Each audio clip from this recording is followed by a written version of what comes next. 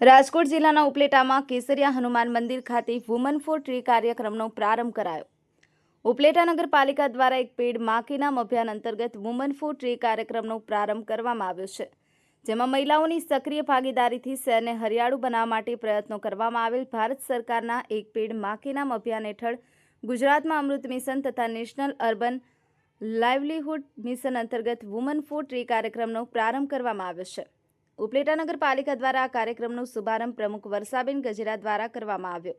આ તકે સખી મંડળના 100 બહેનો હાજર રહ્યા હતા, જે બહેનો સાથે કાર્યક્રમનું આયોજન કરવામાં આવેલ હતું। કેસરિયા હનુમાન મંદિરે બધા જ સખી મંડળના પ્રમુખ બહેનોએ હાજરી આપી હતી અને કાર્યક્રમનું આયોજન કરવામાં આવ્યું હતું। આયોજનમાં વૃક્ષો વિશે સમજણ આપવામાં આવી હતી અને કાર્યક્રમ પૂર્ણ થયા બાદ બહેનો માટે અલ્પાહારનું પણ આયોજન કરવામાં આવેલ હતું। આ કાર્યક્રમને સફળ બનાવવા માટે નગરપાલિકાના પ્રમુખ શ્રી ગજેરા વર્ષાબેન, નગરપાલિકાના સભ્યશ્રીઓ તેમજ નગરપાલિકાના NULM વિભાગનો સ્ટાફ ઉષાબેન Dabhi, manager Pushpaben ભારાઈ, community organiser તેમજ વિજય વ્યાસ કોમ્યુનિટી ઓર્ગેનાઇઝર હાજર રહ્યા હતા। અરસીભાઈ આહિર, D24 ઉપલેટા। કેસરિયા હનુમાન મંદિરે સખી મંડળના બહેનોની મીટિંગ બોલાવેલી હતી, જેમાં એક વૃક્ષ માં કે નામ એમનું અમે બધાને પ્રવચન કરેલું હતું અને એમને સમજૂતી આપેલી હતી।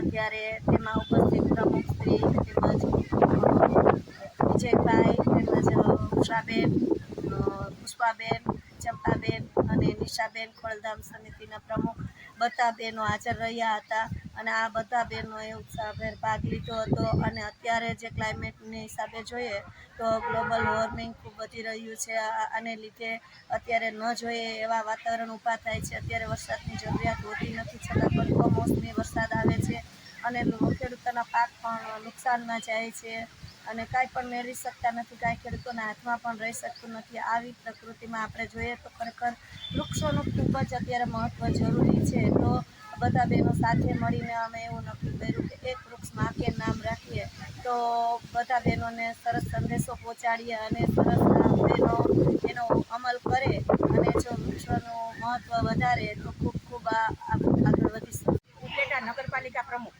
વર્ષાબેન ગજેરા, આજે અમે આ સખી મંડળના બહેનોને પ્રમુખને બોલાવી અને કાર્યક્રમ કરેલ છે।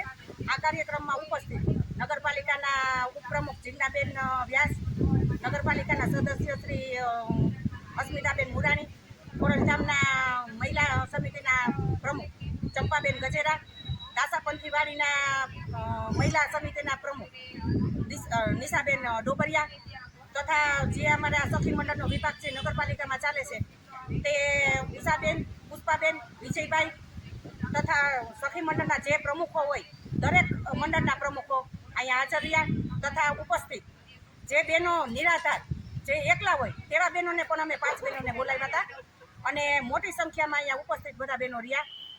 આજે જે અમે સખી મંડળનો પ્રોગ્રામ કર્યો એ આ સખી મંડળ અંદાજે મેં 70 મંડળ તો મેં RTC બેંકમાં ખોલેલા છે, બાકીના ગામડાના મંડળ છે, ઉપલેટાના મંડળ છે, 16 મંડળથી ઉપર મારા સખી મંડળો ખોલેલા છે। આ મંડળોમાં બહેનો સરકારી જે લાભ આવે એ લાભ લે છે। આ મંડળના બહેનો નગરપાલિકાની ચૂંટણી હોય કે ધારાસભ્યની ચૂંટણી હોય, સાંસદની ચૂંટણી હોય કે તાલુકા પંચાયતની ચૂંટણી હોય, દરેકમાં જ્યાં બહેનોની જરૂર પડે, જ્યાં અમારે મિટિંગ કરવાની હોય ત્યાં સતત અમારી બહેનો 100 બહેનોથી ઉપર, કદાચ ને હું તો એમ કહું કે 500-600 બહેનો તો અમારે ઉપર જ હાજર જ હોય દરેક મિટિંગમાં। કોઈ પણ મિટિંગમાં અમને એમ નથી થયું કે અમારા બહેનો હાજર નથી, અમને સાથ સહકાર બહુ જ આપે છે। બારગામની મિટિંગ હોય તો અમારી સાથે આવે છે। આજે એક પેડ માં કે લીએ એટલે આજે પ્રોગ્રામ હતો અમારો કે એક વૃક્ષ વાવીએ, વૃક્ષ વાવવાથી આપણને ઓક્સિજન મળે છે અને આપણું સ્વાસ્થ્ય સારું રહે છે।